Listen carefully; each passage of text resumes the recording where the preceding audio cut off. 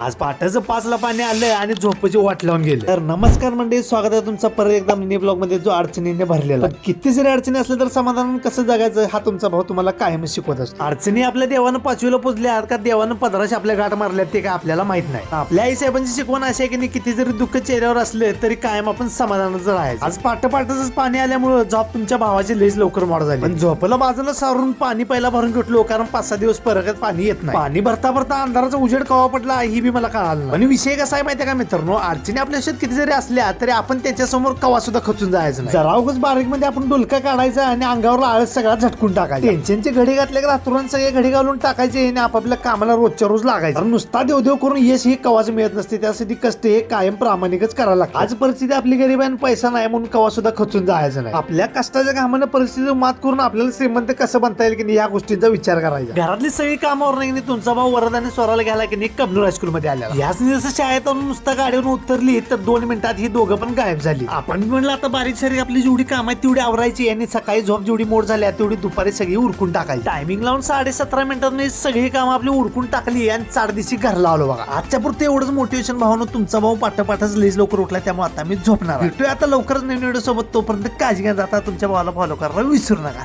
चला.